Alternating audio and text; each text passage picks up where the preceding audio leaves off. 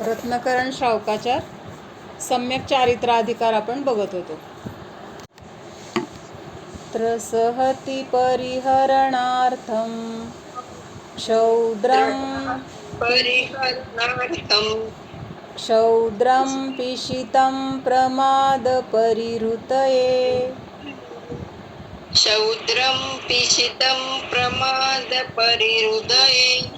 मद्यं च वर्जनीयम्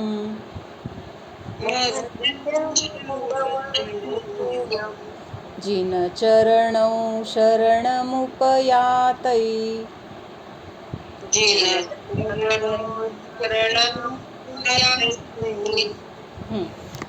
तर आपण बघत होतो की जे भोग आणि उपभोगाची साधनं आहेत तर त्या साधनांमध्ये सुद्धा परत आपण लिमिट किंवा मर्यादा करून त्याच्यामध्ये परत जे खाण्यायोग्य कुठलं आहे आणि सोडण्यायोग्य कुठले आहेत अशा पदार्थांचं स्वरूप आपण बघत होतो. म्हणजे आपले गुणव्रत जे चाललेत ना, गुणव्रत, तर त्याच्यातलं तिसरं कुठलं आहे, भोगोपभोग परिमाण नावाचं गुणव्रत आहे. आणि त्याचं लक्षण आपण काय बघितलं होतं गुणव्रताचं? कोण सांगतंय? गुणव्रत हे गुणव्रत किती आहेत आणि कुठली कुठली आहेत?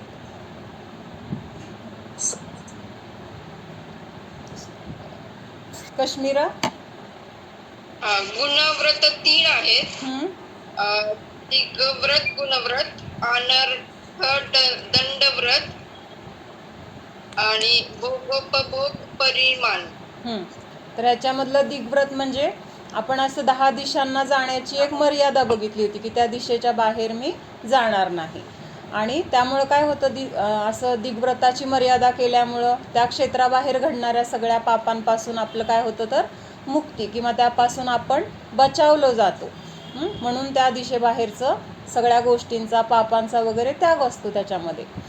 त्याच्यानंतर दुसरं आहे अनर्थदंड. अनर्थदंड व्रत कशाला म्हटलं वीणा भाभी? अनर्थदंडाचे 5 प्रकार बघितले होते. कोण सांगते 5 प्रकार कुठले? संयू?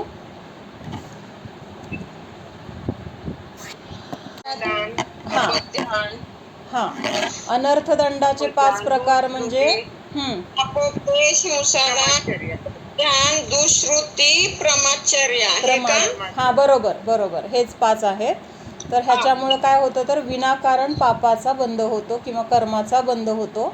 म्हणून हे अनर्थदंड नावाचे 5 प्रकार आहेत. त्याच्यानंतर आता आपण बघत होतो शेवटचं गुणव्रत, तर ते आहे भोग आणि उपभोग ह्याचं परिमाण करणं. म्हणजे आपण जे काही अनुव्रतामध्ये परिग्रह परिमाण नावाचं जे व्रत घेतलं होतं किंवा जे बघितलं होतं तर त्याच्यामध्ये परिग्रहाची जी काही आपण मर्यादा ठेवली होती तर त्या मर्यादेमध्ये सुद्धा भोगाची साधनं आणि उपभोगाची साधनं जेवढी आपण आपल्या वापरासाठी ठरवली होती किंवा ठेवली होती त्याच्यामध्ये सुद्धा परत काय करायचे तर त्याच्यामध्ये पण लिमिट किंवा आणखीन कमी मर्यादा ठेवून त्या भोग आणि उपभोगाच्या साधनांचं काय करायचं आहे, वापर कमी करून स्वतःला कमी पापामध्ये किंवा पापाचा बंध कमी होईल असा प्रयत्न आपण ह्याच्यातून म्हणजे केला जातो ह्या व्रतातून. तर भोग कशाला म्हणायचं आणि उपभोग कशाला म्हणायचं? अनिताहून मी सांगू का? एकदा ज्याचा भोग घेतो त्याला भोग म्हणायचं, परत भोग घेतो त्याला उपभोग म्हणायचं. तर जे भोग म्हणजे काय तर जे आपण एकदाच भोगू शकतो. म्हणजे आता खाणं पिणं म्हणजे परत परत त्याच वस्तू आपण भोगू शकत नाही, म्हणून ते झालं भोग. आणि उपभोग म्हणजे काय तर आपले कपडे, दागिने, गाडी, अजून काय तर आपले नेसू शकतो. अजून काय आहे तर घरामधल्या जे काही भांडी वगैरे जे फर्निचर आपण ह्या सगळ्या गोष्टी कशामध्ये येणार, भोगामध्ये उपभोगामध्ये येणार. मग ह्या गोष्टींना पण परत अजून काय करायची, त्याची मर्यादा करायची किंवा त्याच्यामध्ये पण परत काय खाण्यायोग्य आहे काय खाण्यायोग्य नाही असं सगळं तिथं विचार करणं आणि त्यानुसार आपल्यामध्ये बदल करणं. तर हे ह्याच्यामध्ये भोग आणि उपभोग परिमाण व्रतामध्ये सांगितलेलं आहे. मग आता आपलं 85 नंबरचा जो श्लोक आहे तर ह्याच्यामध्ये काय सांगितलंय की जे आपण आता अन्न म्हणजे काय आहे तर भोगण्याचं साधन आहे, कारण आपण एकदाच ग्रहण करतो. जी वस्तू एकदा खाल्ली ती परत नाही खाऊ शकत, परत खायची तर ती नवीन घ्यावी लागते, म्हणून ते काय आहे तर भोगमध्ये येणार. मग ह्या भोगाची जी साधनं आहेत किंवा ज्या काही वस्तू आहेत आपल्या खाण्याच्या, तर त्याच्यामध्ये सर्वथा त्याज्य असे कुठले पदार्थ आहेत? सर्वथा त्याज्य म्हणजे काय? जे आपण कधीच खाणे योग्य नाही. असं नाही आहे की कधी दिवसा खाल्लं तर चालतंय, रात्री फक्त खायचं नाही, किंवा आपल्या घरात खाल्लं तर चालतंय, बाहेर गेल्यावर खायचं नाही, असं नाही आहे. तर कुठंही आणि कधीही जे पदार्थ खायचे नाहीत, तर असे पदार्थ काय? सर्वथा म्हणजे सर्व प्रकाराने, सर्व ठिकाणी आणि त्या कुठंही कधीही न खाणे, तर ह्याला म्हटलंय सर्वथा. त्याज्य म्हणजे काय? सोडण्यायोग्य, न खाण्यायोग्य किंवा त्यागण्यायोग्य. हां, तर हे काय आहेत तर असे हे सर्वथा त्याज्य पदार्थांची नावं याच्यामध्ये सांगितलेली आहेत. तर काय सांगितलंय तर ज्या गोष्टींमध्ये त्रसहती परिहरणार्थम, ज्या अन्नपदार्थांमध्ये किंवा ज्या वस्तूंमध्ये त्रस म्हणजे काय? 2 इंद्रियापासून पंचेंद्रियापर्यंतचे जीव ज्याच्यामध्ये असतील किंवा उत्पन्न होत असतील किंवा ज्याच्यामध्ये त्याची बहुसंख्य संख्याने म्हणजे खूप प्रमाणाने त्याची संख्या असेल, तर अशा पदार्थांचा काय सांगितलंय तर त्या त्रसजीवांच्या हिंसेचा त्याग होण्यासाठी किंवा त्या जीवांची रक्षा होण्यासाठी अशा पदार्थांचा त्याग करणं. कुठल्या पदार्थांचं सांगितलंय? 2 इंद्रियापासून पंचेंद्रियापर्यंत ज्यांचं शरीर काय आहे? सप्तधातूपासून बनलेलं आहे. सप्तधातू म्हणजे ज्याच्यामध्ये मांस आहे, रक्त वगैरे हे जे धातू आहेत, तर ते सगळे कसे आहेत तर मांसवाले आहेत. आणि अशा जीवांचा घात होऊ नये किंवा अशा जीवांची हिंसा होऊ नये, विराधना होऊ नये, ह्याच्यासाठी त्यांचा घात होऊ नये म्हणून त्या पदार्थांचाच त्याग करणं ते ह्याच्यामध्ये सांगितले. मग असे पदार्थ कुठले आहेत किंवा ज्या पदार्थांमुळे आपल्याला प्रमाद येतो? प्रमाद म्हणजे काय? दार लाव गं. प्रमाद म्हणजे काय? आळस येतो खाल्ल्यानंतर. हां, आळस येतो किंवा आपले जे काही आपल्या आवश्यक क्रिया आहेत, तर त्या क्रिया आपल्याला करू वाटत नाहीत किंवा त्या करण्यामध्ये बाधा येते, तर अशा पदार्थांचा पण इथं काय सांगितलंय? त्याग करायला सांगितलं आहे. मग असे पदार्थ कुठले बघितले होते आपण? तर क्षौद्र. क्षौद्र म्हणजे काय? मध. त्याच्यानंतर दुसरं आहे पिशित. पिशित म्हणजे काय? मांस. आणि तिसरं कुठलं सांगितलंय? मद्य. म्हणजे मुख्यतेने ह्या वस्तू घेतल्या आहेत. ह्याचा अर्थ फक्त ह्या 3च गोष्टी त्याज्य आहेत असा घ्यायचा नाही बरं का. मग ह्या 3 गोष्टी कुठं कुठं आढळत असतील किंवा कशामध्ये उत्पन्न होत असतील असे जीव, तर त्या सगळ्या गोष्टी ह्याच्यामध्ये येतात. म्हणजे हे जीव बरं का, त्रसजीवांची उत्पत्ती जिथं होत असेल तर त्या सगळ्या गोष्टी त्याज्य आहेत. फक्त मुख्यतेने इथं हे 3 गोष्टी सांगितलेत. म्हणजे ह्याच्यामध्ये तर अतिशय प्रमाणात जीवांची उत्पत्ती आणि त्यांचा घात होतो, म्हणून त्या 3 नावं इथं मुख्यतेने दिलेली आहेत. तर मधू म्हणजे मध घेतलंय. तर हा जो मध आहे, तर तो आपण बघितलं होतं त्या दिवशी कशापासून बनलाय किंवा कसा बनलाय. तर मधमाशा त्यांच्या तोंडामध्ये काय घेतात? त्या फुलामधला मध गोळा करतात आणि तो मध येऊन कुठं साठवतात? तर त्या पोळ्यामध्ये साठवतात. म्हणजे तिथं ते ओकतात. थोडक्यात तोंडातनं काढणं म्हणजे ओकणं, बरोबर आहे की नाही. मग तिथं तो मध साठला. मग त्याच्यामध्ये काय झालं? तिथंच त्यांनी अंडी घातली, तिथंच ते राहतात. म्हणजे त्यांची सगळी घाण त्याच्यामध्येच येणार. त्याच्यानंतर तिथंच अनेक जीव उत्पन्न होतात आणि त्यांचं शरीर कुठं जाणार? कोण उचलून बाहेर काढणार का? मधमाशा वगैरे. तर तो सगळा घाणीचा जो प्रकार आहे, तर तो सगळा तिथं त्या मधामध्येच साठत जातो. म्हणजेच काय आहे तर ते मध म्हणजे काय आहे तर त्रसजीवांचं घर आहे. किती जीवांचं घर आहे आपण बघितलं होतं त्या दिवशी. सांगता राहिलं की एका मधाच्या थेंबामध्ये, एक थेंब म्हणजे किती छोटा असतो आहे की नाही, तर त्या एका थेंबामध्ये इतके सूक्ष्म अनंत जीव आहेत की त्या एका जीवाने जर कबुतरा एवढं शरीर धारण केलं तर 3 लोकांमध्ये जेवढी जागा आहे ना, तर ती सगळी जागा त्या जीवांनी भरून जाईल. एका थेंबामधल्या जीवाचं फक्त चाललंय.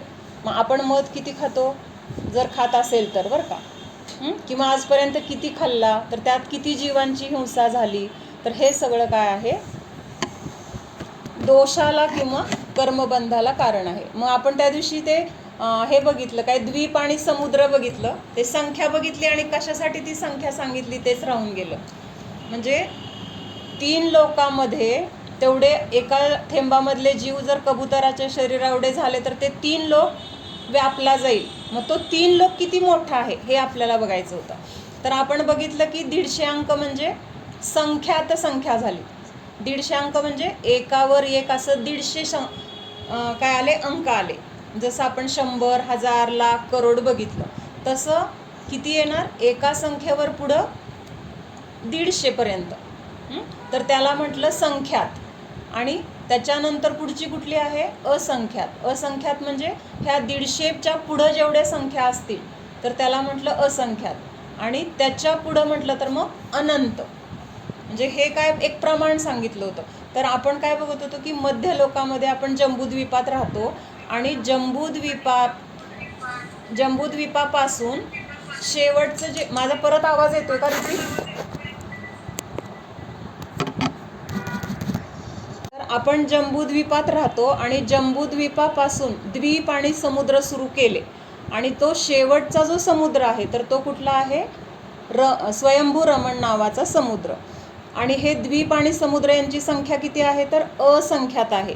म्हणजे संख्यातची पुढची संख्या म्हणजे संख्यात म्हणजे 150 अंक झाले आणि त्याच्या पुढं जे असतील त्याच्या पुढच्या प्रमाणामधले तर ते आहे असंख्यात. म्हणजे हे द्वीप आणि समुद्र किती आहेत तर असंख्यात आहेत. आणि हे असंख्यात म्हणजे स्वयंभू रमण समुद्रापर्यंतचा भाग कुठंपासून जम्बूद्वीपापासून शेवटचा जो असंख्यातवा स्वयंभू रमण समुद्र आहे तिथंपर्यंतचं जर आपण माप काढलं किंवा ते क्षेत्र मोजलं तर ते किती आहे 1 राजू प्रमाण म्हटलंय त्याला. किती म्हटलंय 1 राजू. म्हणजे जसं किलोमीटर वगैरे आहे ना तसं सगळ्यात मोठं प्रमाण त्याला म्हटलंय राजू. सेंटीमीटर अजून काय मीटर परत ते अजून असं वाढत वाढत किलोमीटर आपल्याला सध्या कॉमनमध्ये माहीत असतं. तर किलोमीटर जसं आहे ना तसं ते एक माप आहे मोजण्याचं. तर ते किती आहे 1 राजू फक्त आहे. आणि मग हा आपला जो लोकाकाश आहे ना जो आपण असं पुरुषाकार असं कमरेवर हात देऊन उभारलेला पुरुष असतो तर त्या आकाराचा जो लोकाकाश आहे तर ते केवढी उंची आहे त्याची 14 राजू. किती आहे 14 राजू. म्हणजे फक्त जम्बूद्वीपापासून आपण बघितलं असंख्यात द्वीप आणि समुद्र आहेत आणि ते कसे आहेत प्रत्येक दुप्पट क्षेत्राचे आहेत. म्हणजे आता जम्बूद्वीप आहे 1 लाख योजनचं.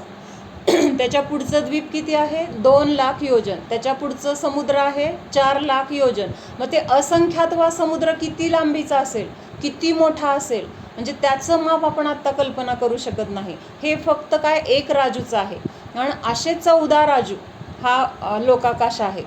असं 14 राजू आहे. असा साधारण 7 राजू 5 राजू 1 राजू म्हणजे असे आकार वेगळे वेगळे आहेत ना. पण उंची किती आहे त्याची 14 राजू उंची आहे. मग एवढ्या मोठ्या जागेमध्ये एका थेंबातले जीव बसतात म्हणजे त्याच्यावरून ती संख्या किती मोठी असेल. आणि आपण त्या संख्या तेवढ्या संख्येला आपण आपल्याकडून ते मारले जातात. कशासाठी मारले जातात औषधासाठी म्हणून मध खातो आहे की नाही. नाही ते औषध खायचे आणि ते मधाशिवाय चालत नाही. आणि मग ते कशासाठी खायचं औषध शरीरासाठी. म्हणजे ही हिंसा कुणासाठी झाली शरीरासाठी झाली हिंसा.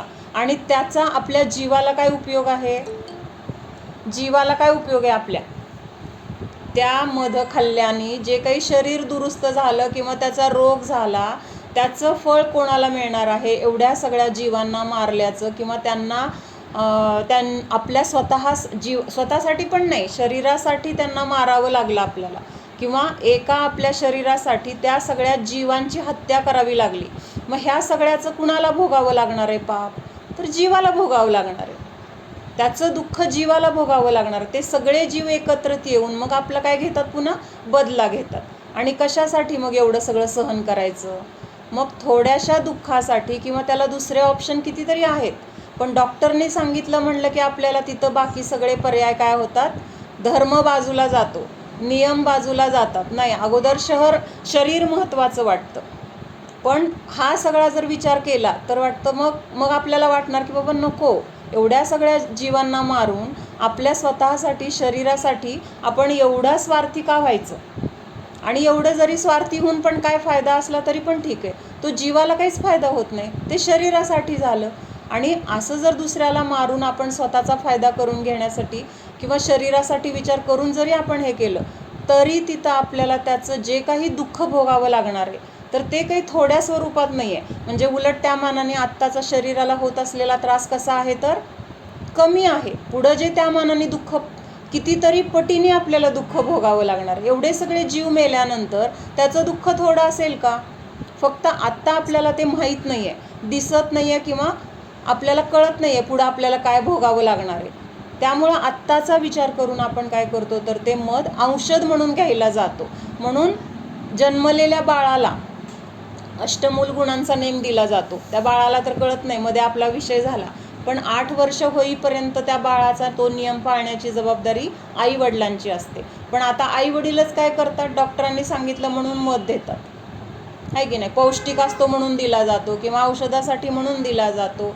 आणि खरं तर मार्केटमध्ये आता खरा मध पण असं सगळा मिसळ भेसळ म्हणजे काय माहीत पण नसतं आपल्याला. पण म्हणजे फक्त ह्या शरीरासाठी आपण काय काय प्रकार करतो आणि त्याचं दुःख आपण जीवाला देतो. म्हणून हे आपल्याला माहीत असणं गरजेचं आहे आणि ह्याचा कायमस्वरूपी त्याग करणं गरजेचं आहे. कायमस्वरूपी म्हणजे सर्वथा त्याग, काहीही होऊ दे, भले मरायची वेळ आली तरीसुद्धा औषध म्हणून सुद्धा मी मध घेणार नाही. कधी कधी काही गोष्टी आपण औषधासाठी मोकळीक ठेवतो किंवा काही विसरलं म्हणून मोकळीक ठेवतो वगैरे, तशी मोकळीक इथं मधाच्या बाबतीत ठेवायची नाही. म्हणजे आता ह्याचं उदाहरण आपण नेहमी लक्षात ठेवायचं. कुणाचं उदाहरण आहे ह्याच्यासाठी? नियम मोडला नाही, मरायची वेळ आली किंवा असा असाध्य रोग झाला ज्याला औषध तेच सांगितलं होतं ज्याचा त्यांनी नियम घेतला होता, मेलं तरी चालेल. हां, पुरुरवा नावाचा भिल्ल होता की त्याला कावळ्याच्या मांसाचंच औषध सांगितलं होतं आणि त्यांनी ते त्याग केला होता. मग तो म्हटला की नाही, मला मरण आलं तरी चालेल पण मी ते मांस मी कावळ्याचं भक्षण करणार नाही. म्हणजे अज्ञानी जीव पण सुद्धा एवढे कट्टर राहू शकतात. मग आपल्याला तर हे सगळं ज्ञान झालंय, मग आपण ह्याच्यामध्ये वेळ घालवायचा नाही आहे. नको मला असल्या गोष्टी खायच्या नाहीत किंवा त्याच्याबद्दल मोह आपला कमी झाला म्हणजे शरीराबद्दलचा पण मोह आपला इनडायरेक्टली कमी होतो, आहे की नाही. म्हणजे हे सगळं आपण विचार केल्यानंतर आपल्याला सहज पटतं. कुठल्याही गोष्टीने बघितलं तर मध कसा आहे, त्याज्यच आहे किंवा खाण्यायोग्य त्याच्यामध्ये एकही गुण नाही आहे की ह्या सगळ्या गोष्टी दुर्लक्षित करून तो खावा. एक पहिली गोष्ट म्हणजे ते दुसऱ्या कुणाची तरी उलटी आहे आणि आपल्याला आपल्या पोरांचं सुद्धा म्हणजे मोठं झाल्यानंतर उष्ट वगैरे नको वाटतं. लहानपणी खाल्लं असेल पोरं लहान असताना किंवा आपण लहान असताना पण कुणाचं खाल्लं असेल, पण आता असं वाटतं ना नको कुणाचं उष्ट खायला. आणि खरं तर असं उष्ट आपल्या धर्मामध्ये सांगितले की कुणाचंही उष्ट खायचं नाही. आपण उष्ट खाल्लं किंवा आपण उष्ट दिलं दुसऱ्याला, आपलं खायला दिलं, तर दोन्हीही गोष्टींनी काय होतं तर असा कर्माचा बंध होतो की नीच गतीमध्ये जन्म होतो. म्हणजे जिथं उष्ट कुणाला दिलं जायचं पूर्वी, राहिलेलं उरलं सुरलं उष्ट असं भिकाऱ्यांना, आहे की नाही. त्यांना काही मिळेल ते काहीच मिळत नसतं, त्यामुळे जे मिळेल ते खातात. 4 लोकांनी दिलेलं मिसळून खातात. म्हणजे तिथं त्यांना काय असतं, फक्त पोट भरणं एवढं त्यांना महत्त्वाचं असतं की काय दिलं तर मला चालेल. शिळं पाकं किंवा वास येत असलेलं खराब झालेलं पण ते विचार न करता खातात, कारण पोटाला काही नसतंच ना दुसरं. मग आपण जर उष्ट कुणाचं खाल्लं किंवा आपलं उष्ट कुणाला दिलं, दोन्ही गोष्टी आहेत, तर तिथं काय होतं मग अशी वेळ आपल्याला येते की उष्टच खावं लागतं. म्हणून आपण द्यायचं पण नाही आणि कुणाचं खायचं पण नाही. तर हे सगळं कशाचं झालं, मधाचं सांगितलं. त्याच्यानंतर आता पुढचं काय आहे, मांस सांगितलं आहे. पिशित म्हणजे काय म्हटली कश्मीरा? पण काय वेळेस डॉक्टर काय म्हणतात, तुम्ही जर मध खात नसाल तर ते मोरावळ्याचा पाक असतो ना, त्यात औषध घेत जावा. पण आपण मोरावळ्याचं पाक असं ताजं कुठं खातो ना, असं केलेलं. सगळ्यात साधं सांगायचं म्हणलं तर साखरेचं तेवढ्या पुरतं आपण पाक करून घ्यायचं, जेवढं पाहिजे तेवढं, आणि त्यात कालवून खायचं. सगळ्यात सोपं आहे ते. म्हणजे करून ठेवायची पण गरज नाही असं. किंवा सरळ तूप साखर, पिठी साखर तूप कालवायचं, त्याच्यामध्ये ते औषध घालायचं आणि खायचं. म्हणजे असं आपल्याला ऑप्शन बघायला गेलं ना का मिळत असतात ऑप्शन, फक्त आपण विचार करत नाही आणि त्यावेळेस आपल्याला एवढं त्या शरीराचं महत्त्व असतं, त्या औषधाचं महत्त्व असतं की ह्या गोष्टी आपल्या लक्षात येत नाहीत आणि आपल्याला दुसरं ज्ञान नसतं. मधाचा एवढा विचार आपण करत नाही, म्हणजे एवढा विचार नसतो, फक्त एवढं माहीत असतं की आपल्या लोकांमध्ये काही जण मध खात नाहीत किंवा खायचं नसतं म्हणतात, पण काही जण खातात म्हणून मग आपण तेवढंच बघतो, खातात ना मग चालतंय खावा, पण का खात नाहीत किंवा त्याच्यामागं काही कारणं आहेत ती कसली आहेत ह्याचा विचार आपण आजपर्यंत केला नाही. आणि हे विचार करणं गरजेचं आहे. कुणीतरी सांगितलं म्हणून करण्यापेक्षा ना स्वतः विचार करून ती गोष्ट ठरवली ना आपल्याला ती अशी पटते की पुन्हा कुणी किती जरी सांगितलं तरी आपल्याला ती खायची इच्छा होत नाही. तर त्याच्यानंतर दुसरं आहे पिशित. पिशित म्हणजे काय? मांस. आता मांस म्हणजे काय, डायरेक्ट आपण कुणाचं ते मांसाहार वगैरे करतो तसा अर्थ इथं नाही घ्यायचा. म्हणजे ते तर मुख्यतेने आहेच, म्हणजे ते तर आपण खातच नाही, म्हणजे आता आपण जैन आहोत म्हणजे त्याचा विषयच नाही. पण अशा गोष्टी आपण खातो की ज्याच्यामध्ये त्रसजीवांची उत्पत्ती होते किंवा त्याच्यामध्ये त्याची जास्त प्रमाणात काही वेळ ठेवला किंवा खूप मोठ्या प्रमाणात एखादी गोष्ट केली, मग त्याच्यामध्ये कसं होतं तर पटीत उत्पत्ती होते. म्हणजे आज 100 जीवांची झाली तर उद्या 200, पुन्हा 400, असं गुणित पटीने त्याच्यामध्ये जीवांची उत्पत्ती होते. मग असे जिथं जीव उत्पत्ती होते तर असे पदार्थ पण खाण्यायोग्य नाहीत. ज्याच्यामध्ये त्या त्रसजीवांची उत्पत्ती झाली त्यांचं आयुष्य किती असतं? अगदी थोडं असतं, म्हणजे काही ठराविक काही मिनिटांचं, तासांचं वगैरे असं असतं. मग ते कसं असतं, तिथं जीव उत्पत्ती होतात आणि त्यांचंच तिथं मरण पण होतं, परत नवीन जीव उत्पन्न होतात, परत त्यांचं मरण पण होतं. मग मरण झाल्यानंतर किंवा ते जीव त्या पदार्थामध्ये राहत असताना त्यांची शरीराची घाण किंवा मेल्यानंतर त्यांचं शरीर कुठं असणार? त्या पदार्थामध्ये असणार. आपल्याला तर ते काही वेगळं दिसत पण नाही, इतके ते सूक्ष्मजीव असतात. आणि मग त्यांच्या त्या शरीरासहित किंवा ते शरीराचं प्रेत तिथंच राहिल्यामुळं ते सगळं खाणं म्हणजे काय आहे तर एक प्रकारचा मांसाहार आहे. म्हणून बाहेरचे पदार्थ आपण म्हणतो नुसतं त्याच्यावर काय डेट वगैरे बघतो, अजून एक्सपायरी इथपर्यंत आहे तेवढं बघून आपण तेवढे दिवस खात राहतो. पण तेवढ्या दिवसामध्ये त्याच्यामध्ये किती जीव उत्पन्न होतात, किती त्याच्यामध्येच मरतायत आणि ते सगळं आपल्या पोटात जातं आहे. माताजी काय म्हणतात मग, आपलं पोट म्हणजे काय स्मशान आहे का? कारण स्मशानामध्ये आपण ते जीवांना जिथं जे जीव मेले त्यांना कुठं नेतात? स्मशानामध्ये नेतात. मग ह्या पदार्थांमध्ये जे जीव मेलेत तर ते आपण आपल्या पोटात घालतो, म्हणजे आपलं पोट काय झालं? मग स्मशानभूमी झालं.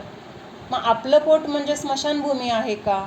मग त्यांना आपण आपल्या पोटामध्ये का जागा द्यायची? म्हणजे इनडायरेक्टली काय ते का खायचं नाही तर त्यांची हिंसा किंवा त्यांचं शरीर हे मांसापासून बनलेलं आहे.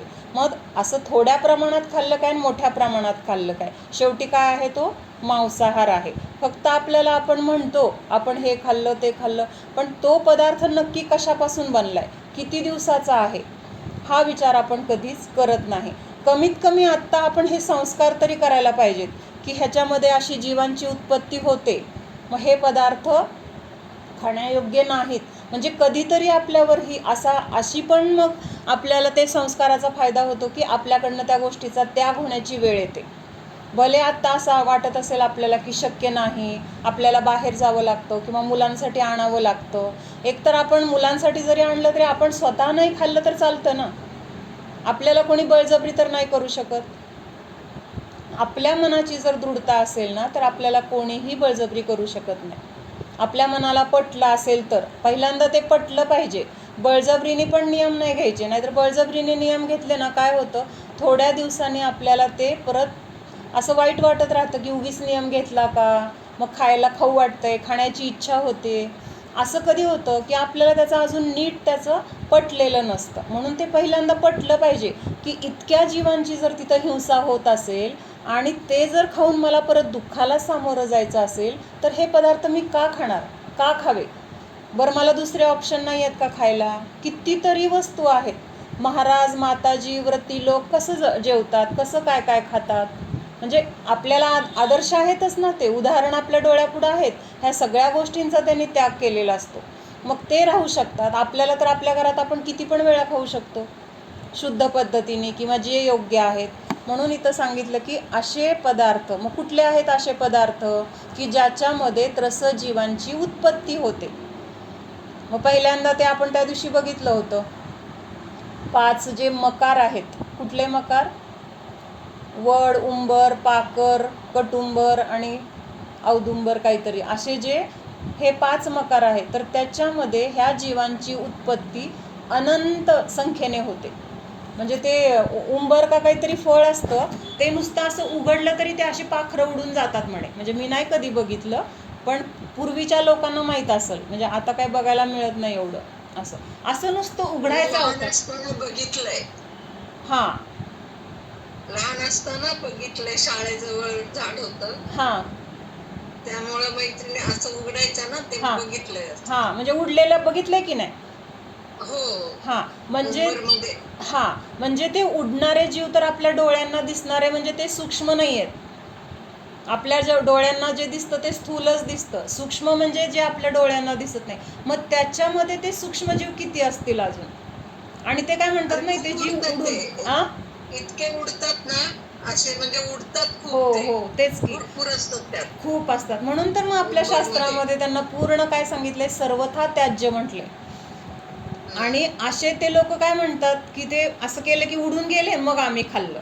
पण त्याच्यात मेलेले पण कितीतरी असतील ना. काय सगळेच जिवंत होते का? मेलेल्यांचं शरीर काढलं का त्याच्यातून? त्यांची अंडी किती असतील? मुली काय करायच्या, हां, असं ते फुंकायच्या आणि ते खाऊन टाकायच्या. तेच ना, फुंकलं म्हणजे गेलं असं त्यांना वाटतं, पण ते पूर्ण रूपाने गेलं का? नाही जात. आणि त्यांची ते जोपर्यंत त्या फळात होते, शिशू कुठं केली त्यांनी? तिथंच केली. त्यांची अंडी कुठं आहेत? तिथंच आहेत. आणि ते सगळं आपण काय चांगलं म्हणून खातो. ते अंजीरची बर्फी वगैरे कॉमन आहे आता. आपल्यासारख्या लोकांच्या लग्नामध्ये वगैरे सुद्धा ठेवतात अंजीर. तर अंजीर सुद्धा हेच आहे. अंजीर मध्ये नाही म्हणतात ना तसं? नाही, आहे ना, आहे. आपल्याला फक्त ना त्याची एकदा सगळी अशी शहनिशा करायला पाहिजे. म्हणजे नक्की काय कुणीतरी सांगितलं, कुणीतरी सांगितलं म्हणून त्याच्यावर विश्वास ठेवायचा नाही. कारण परीक्षा करायला सांगितली. आपल्या धर्मामध्ये काय सांगितलंय? जैन धर्म हा परीक्षा प्रधानी आहे. पहिल्यांदा कुणी जरी सांगितलं तर परीक्षा का करायची? तर परीक्षा केल्यानंतर आपल्याला तिथं स्वतःला त्याचं ते काय असेल त्याचं सगळं स्वरूप लक्षात येतं. आणि ते स्वरूप लक्षात आल्यानंतर तिथं दुसरं कुणी सांगायची गरज नाही आहे ना. आपण स्वतः बघितले डोळ्यांनी म्हणल्यावर आपल्याला दुसऱ्या कुणाचा तर पुरावा द्यायची गरज आहे का? मी स्वतः डोळ्यांनी एखादी गोष्ट घडलेली बघितली म्हणल्यानंतर मला दुसऱ्या कुणीतरी हो तू बघितलंयस, ते बघितलंय ते तू खरं आहे असं मला दुसऱ्याने कुणी सांगायची गरज आहे का? मी स्वतः बघितलंय म्हणजे केवढा मोठा पुरावा माझाच आहे. त्यामुळं तिथं आपण परीक्षा करून जर एखादी गोष्ट बघितली तर त्याचं आपल्याला एकतर खरं ज्ञान होतं आणि परत त्या गोष्टींबद्दल आपल्याला मोह होत नाही. त्या गोष्टी सोडण्याचं का गरजेचं आहे हे आपल्याला लक्षात येतं किंवा पटतं. म्हणून जैन धर्मामध्ये इतकं सुंदर सगळं घेतलेलं आहे ना, म्हणजे कुणावर अन्याय नाही, कुणाची बाजू म्हणजे वाईट गोष्टींची बाजू नाही किंवा वाईट लोकांची बाजू नाही. उलट जे काही योग्य आहे ते सगळ्यांना समजावं किंवा सगळ्या जीवांची रक्षा व्हावी असं सगळा उपदेश आपल्या जैन धर्मामध्ये आहे. इतर धर्मामध्ये असं हे सूक्ष्मतेने कथन आहे का? त्यांना माहीत आहे का एकेंद्रिय 2 इंद्रिय जीव कशात असतात? कुठल्या शास्त्रामध्ये त्यांच्या आपण कितीतरी ते रामायण वगैरे चाललेलं असतं, ते एक आपलं कथारूपाने त्यांचं चाललेलं असतं. म्हणजे हे जी सूक्ष्मता आहे प्रत्येक गोष्टीचा उलगडा कसं आहे, कुठं आहे, कसं म्हणजे काय आहे हे सगळं कुठं सांगितलंय तर ते फक्त जैन आपल्या धर्मामध्ये सांगितलेलं आहे. मग असं अजून कुठले पदार्थ आहेत की ज्याच्यामध्ये त्रसजीवांची उत्पत्ती होते? तर आपण जे काही दशमी भाजी वगैरे हे पदार्थ करतो तर हे पदार्थ सुद्धा आपण करून फ्रीजमध्ये ठेवतो आणि 2-2, 3-3 दिवस खात राहतो. तर त्याच्यामध्ये काय होतं तर असंच जीवांची उत्पत्ती होत राहते. आणि मग ते जीव कसले उत्पन्न होतात? त्याच्यामध्ये एकेंद्रिय जीव आहेत का? एकेंद्रिय जीव म्हणजे ज्यांचं शरीर मांसाने रहित आहे तसे जीव होत नाहीत, तर 2 इंद्रियापासूनचे पुढचे जीव होतात. मग फ्रीजमध्ये गेल्यावर होत नाहीत असं वाटतं आपल्याला, पण फ्रीजमध्ये सुद्धा त्या हवेच्या वातावरणामध्ये उत्पन्न होणारे जे जीव आहेत तर त्यांची तिथं उत्पत्ती नियमाने होते. म्हणून फ्रीजमध्ये सुद्धा असं खूप दिवस ठेवून खाण्यायोग्य काही नाही, किंवा ते सुद्धा तसं असेल तर चुकीचं आहे. उलट ते फ्रीजमध्ये ठेवल्यानंतर त्या अन्नातलं सत्व पण कमी होत जातं. म्हणून ते येतं ना, आता खूप वेळा प्रत्येकाने वाचलं पण असेल, व्हॉट्सअपला येतं ना, फ्रीजमधलं खाल्लं की कॅन्सर होतो. का कॅन्सर होतो? तर त्याच्यामधलं सत्व निघून गेले, आणि ते सत्व आपल्याला गरजेचं असतं, ज्याच्यामुळे आपल्याला शक्ती येते. आणि ते सत्व जर निघून गेलं तर मग शक्ती मिळाली नाही. शक्ती मिळाली नाही म्हणजे हे बाकीचे जे रोग आहेत ते अटॅक करतात आपल्यावर, आणि तिथं काय होतं मग असे म्हणजे कसले असाध्य रोग सगळे ह्यामुळं होतात. म्हणजे शक्यतो टाळता येईल तेवढं टाळणं गरजेचं आहे. त्याच्यानंतर लोणचं, मुरांबा, किंवा अजून आपण ते सरबत करून ठेवतो. कसलं सरबत? खूप जण तर काय ते लिंबाचा रस काढून ठेवतात वर्षभर. मग स्वस्त लिंब झाली की ती लिंब आणायची आणि 100 लिंबाचा रस काढून ठेवायचा, आणि मग जेव्हा सरबत पाहिजे तेव्हा ते घ्यायचा. म्हणजे पैसे वाचवतो आपण आणि इकडे जीवांना मारतो. जीवांना वाचवण्यासाठी पैसे गेले तरी चालतील. तिथं जर जीव वाचवणे हा जर आपला उद्देश असेल तर आपले पैसे जात नाहीत, उलट जास्त येतात. आणि पैसे वाचवायचे म्हणून असं जर आपण वापरलं, रस म्हणा किंवा ते वर्षभर करून ठेवलं, तर उलट आपलं नुकसान होत जातं. आपल्याला लक्षात येत नाही कुठल्या कारणामुळे आपल्याला पापाचा बंध झाला आहे, त्यामुळं आपलं काय नुकसान होतं आहे हे आपल्याला लक्षात येत नाही.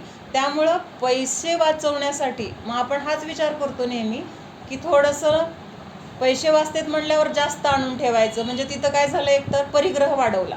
परिग्रह वाढवून काय केलं, त्याच्यामध्ये जी जीव उत्पन्न झाले त्या जीवांना मारण्याचं कारण आपण ठरलो, आणि त्याचं सगळं मग हे आपल्या जीवाला भोगावं लागतं.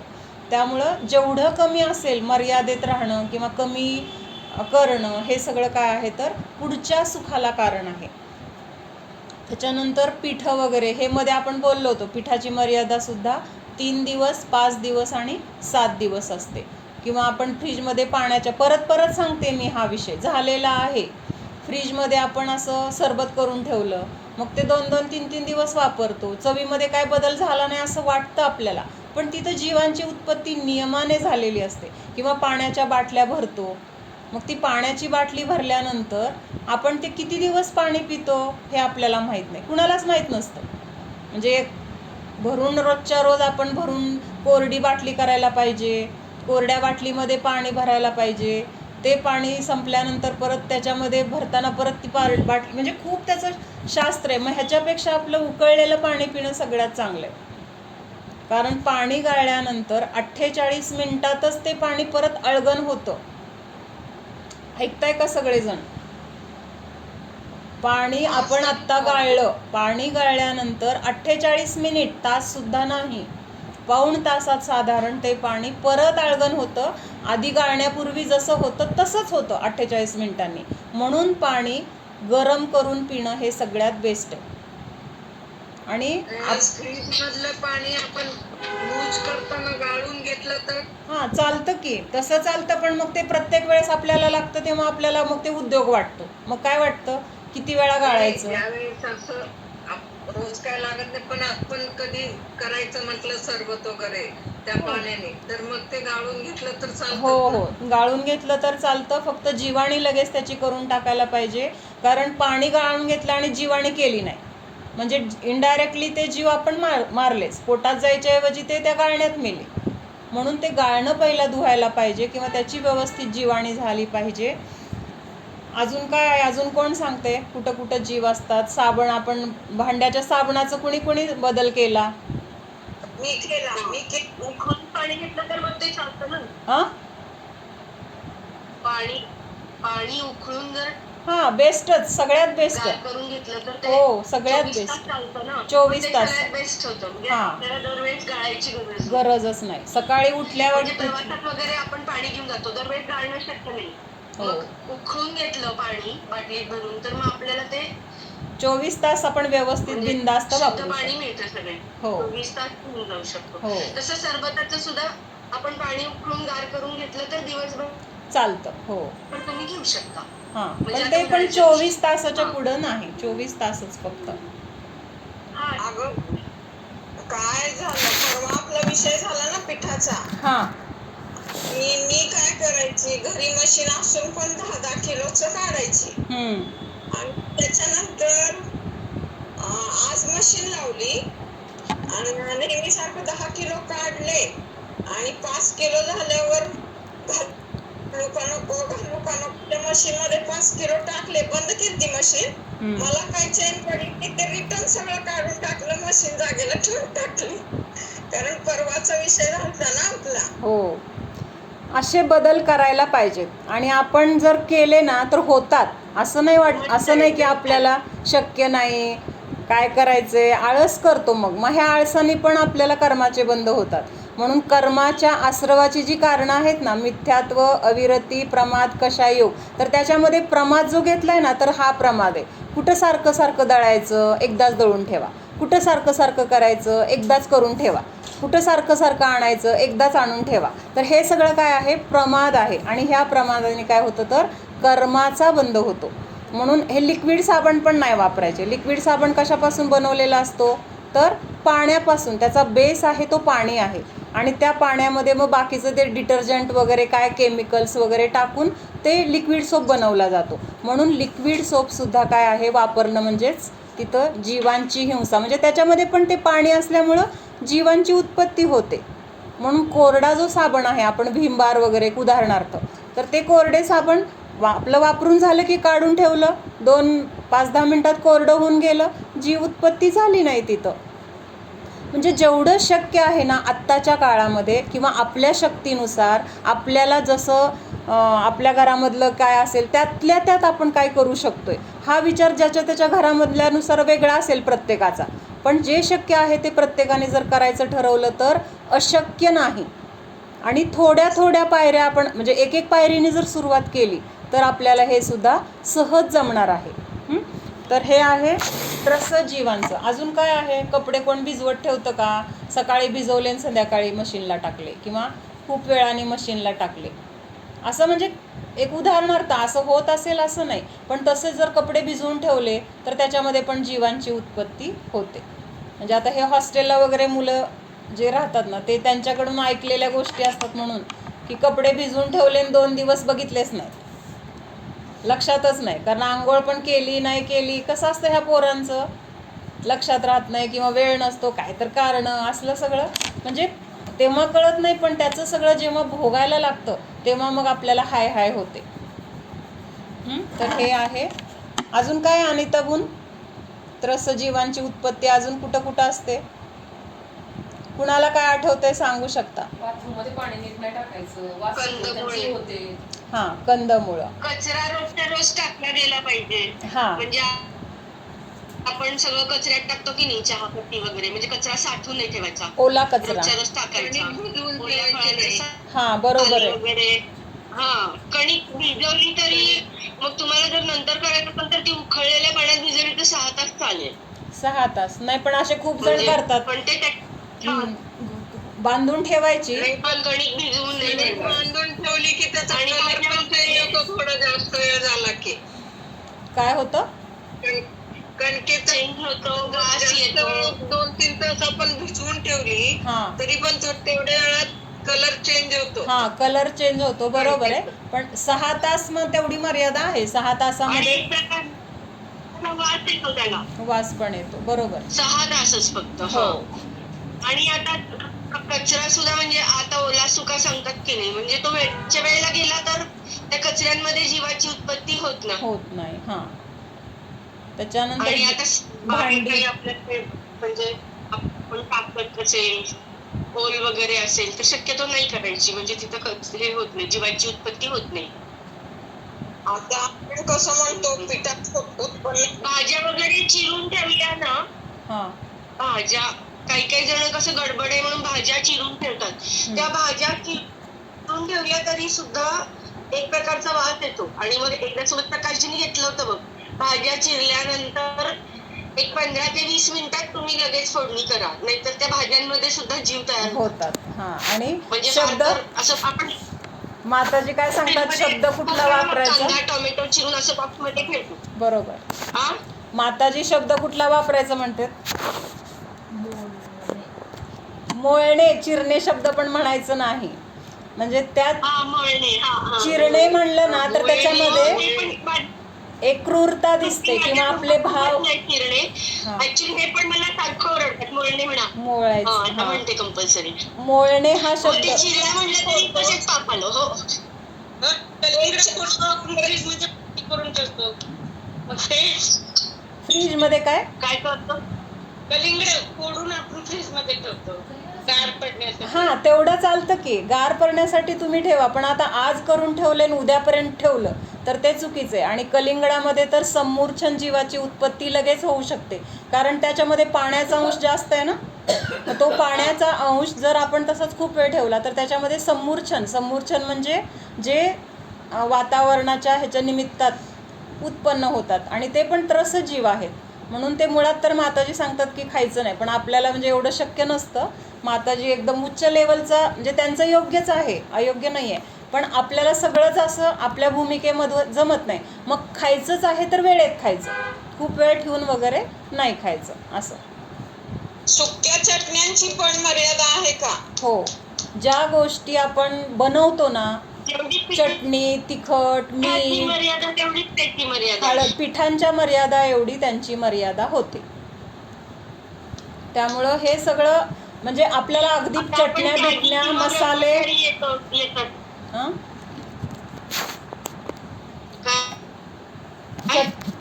चटण्या मसाले लाल तिखट हळद आपण मासे वर्षाचं करतो ना, तर ते सुद्धा चुकीचं आहे. म्हणजे एकदम आपल्याला एवढं चटणी करतो आपण, किती दिवस खाऊ शकतो शेंगदाण्याची चटणी? शेंगदाण्याची चटणी 3 दिवस 5 दिवस आणि 7 दिवस, जशी पिठाची मर्यादा असेल त्या हिशोबानेच. हां, मग त्यामुळे करताना आपण थोडं थोडं करायचं. मग आपल्याला तर एवढं लगेच होत नाही की 3 दिवसात सगळं केलंय आणि तेवढं बरोबर झालंय, असं होत नाही. कमी तरी होईल किंवा जास्त तरी होईल.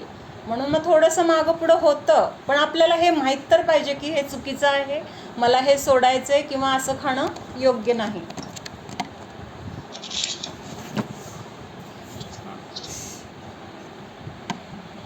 अजून काय कुणाला आठवतंय? हां, आता सगळे कोमड वापरतात. भांड्यांमध्ये वगैरे खरकट नाही ठेवायचं. हा, भांड्यांमध्ये मधलं खरकट सगळं काढून टाकायचं. बरोबर. भांड्यात पण आता तुमच्या उशिरा धुणार असेल तर भांडी धुवून ठेवायची. खरकट्या भांड्यांमध्ये लगेच जीवांची उत्पत्ती होते. ठेवताना कोरडे करून सगळ्या गोष्टी पाळायच्या. कोरडे करून ठेवायचे. समजा आता काही वेळेस कसं होतं, आता तुम्ही काय आवाज म्हणजे गेला, आता आवाज आज गेला. येणार नाही उद्या येणार आहे, तर तुम्ही थोडी खरकट काढून विसळून ठेवा. असं म्हणजे आपण कसं करतो, खरकट तसंच ते मग जीवांची उत्पत्ती होते. आणि मोरीमध्ये बघा, पण खूप जणांच्या इथे पण खूप पडलेलं असतं, मग तिथे पण जीवांची उत्पत्ती होते. म्हणजे ते स्वच्छ खरकट आहे करून तिथं पण म्हणजे खूप होतं. बाथरूम मध्ये पण साठत असेल तर शक्यतो साठवून याची काळजी घ्यायची. कारण शेवाळ हे पण जीवच आहे ना शेवटी. शेवाळ हे जीव आहे. आणि बाथरूम मध्ये पण स्वच्छता नसते, तिथं पण मग पाणी वगैरे व्यवस्थित नाही टाकलं तरी पण जीवाची उत्पत्ती होते. म्हणजे बाथरूम मध्ये पण पाणी, आता कमोड आहेत बऱ्याच ठिकाणी, पण तरी पण एक माहीत असावं म्हणून की व्यवस्थित पाणी नाही टाकलं तर तिथं सुद्धा जीवांची उत्पत्ती होते. आणि हे सगळं इनडायरेक्टली आपल्याला वाटत असतं की आपण पाणी येत नाही, पाणी साठवलं की नाही खूप दिवसाचं वगैरे. आता विजापूरला वगैरे 15-15 दिवसांनी पाणी येतं, खूप पाण्याचा साठा होतो. म्हणजे मग ते जीवांची उत्पत्ती होते. म्हणजे खूप औषधांवर आहे रेड मार्क, खूप औषधांवर असून सुद्धा त्याच्यावर ते ग्रीन मार्क देतात. त्यांचं औषध खपावं ह्याच्यासाठी वरती तिथं त्यांची वरपर्यंत पोच असते. तसं फक्त ते सर्टिफिकेट घेतात आणि आत काय गोंधळ घालायचा तो घालत असतात. म्हणजे त्यामुळं हे सगळं काय कसला कारभार आहे हा, सोपं नाही आहे हे सगळं. त्यामुळे जेवढं आपल्याला शक्य आहे तेवढं विचार करून आपण बघून घ्यायचं, एवढं आपल्या हातात आहे. हा बेटा बोला. Green Marc, red mark, blue mark आणि ब्लॅक. हो बरोबर आहे. त्याच्यानंतर आता ह्यातला अर्थ वाचते मी.